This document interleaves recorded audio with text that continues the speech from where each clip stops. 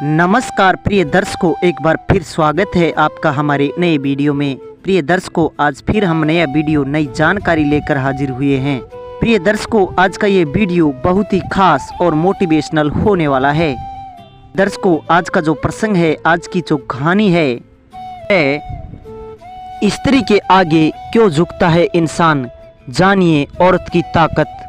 दर्शकों, ऐसी कौन सी ताकत होती है स्त्री में जो इंसान को झुकना पड़ता है, सारी बातें हम इस कहानी के माध्यम से आपको बताएंगे। दर्शकों, वीडियो बड़ा मोटिवेशनल है, बड़ा ज्ञानवर्धक है, इसलिए वीडियो को एंड तक जरूर देखें।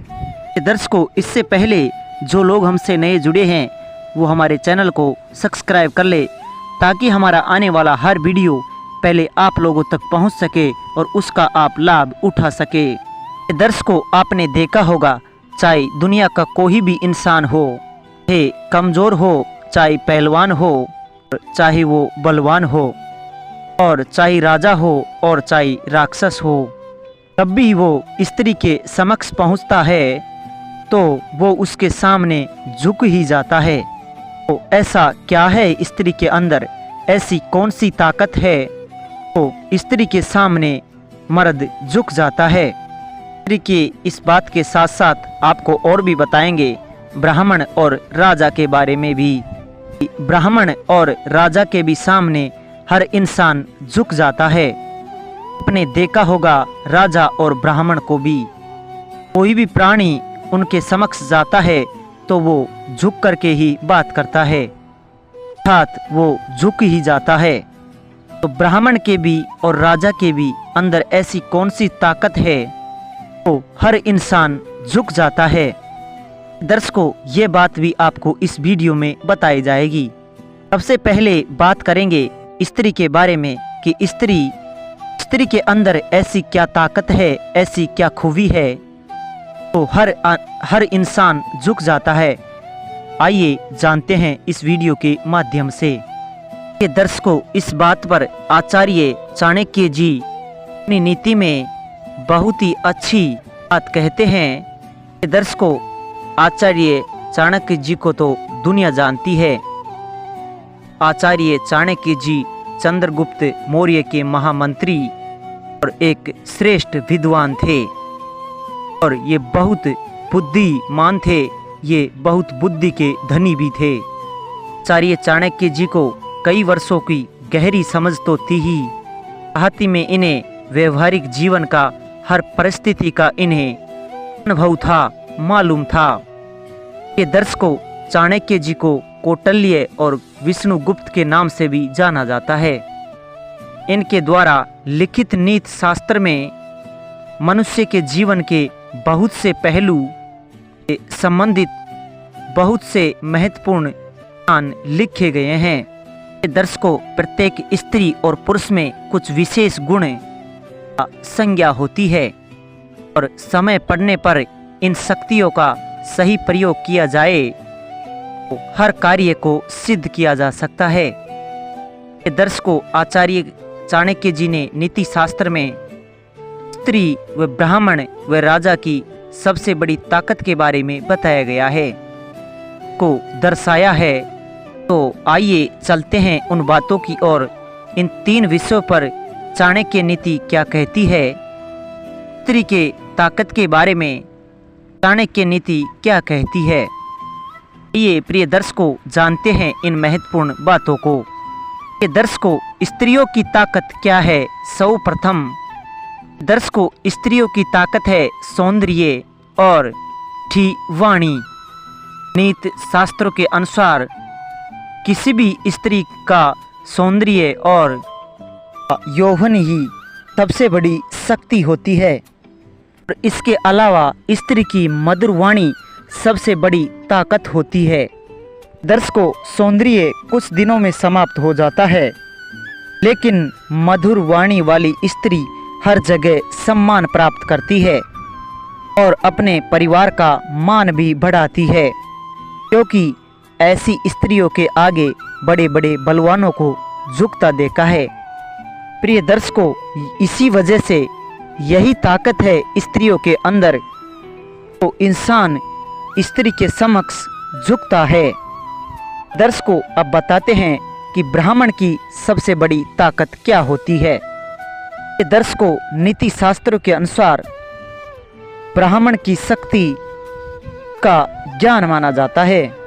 ब्राह्मण अपने ज्ञान के कारण ही समाज में सम्मान का पात्र माना जाता है। ये दर्शकों, किसी ब्राह्मण को जितना अधिक ज्ञान होता है उतना ही उसको अधिक सम्मान प्राप्त होता है। ब्राह्मण के अलावा और मनुष्य को ज्ञान ही उसकी सबसे बड़ी ताकत होती है। विषम परिस्थितियों में जब सभी साथ छोड़ देते हैं तब ज्ञान ही उस परिस्थिति से निकलने में मदद करता है। इसीलिए ब्राह्मण के लिए ज्ञान ही उसके जीवन का जमा पूंजी होता है। प्रिय दर्शकों, ब्राह्मण की ताकत क्या है? उसका सबसे बड़ा ज्ञान।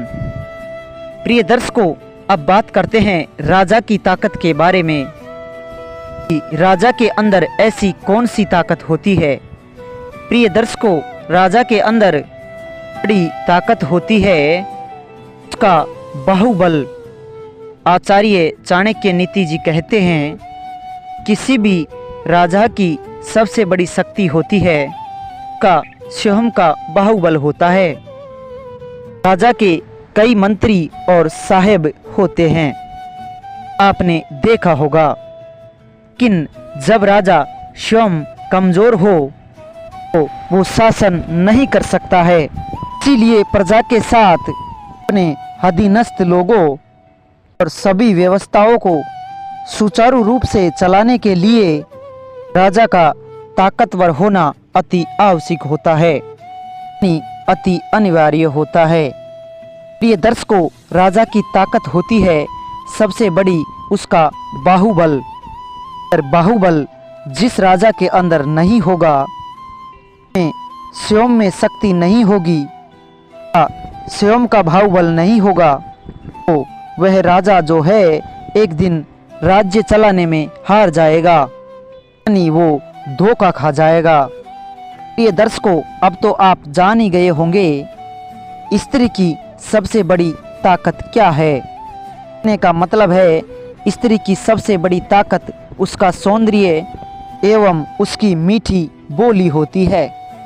और ब्राह्मण की सबसे बड़ी ताकत है उसका ज्ञान। ब्राह्मण की सबसे बड़ी ताकत उसका ज्ञान ही होता है। प्रिय दर्शकों, और राजा की सबसे बड़ी ताकत होती है उसका बाहुबल। उसका बाहुबल होना अति आवश्यक है। दर्शकों, राजा का बाहुबल होना अति आवश्यक है। राजा बाहुबल होता है जाकर ही उसका राज्य करना श्रेष्ठ माना जाता है। प्रिय दर्शकों, अब तो आपके ये समझ आ गया होगा कि स्त्री के आगे आखिर मर्द क्यों झुकता है।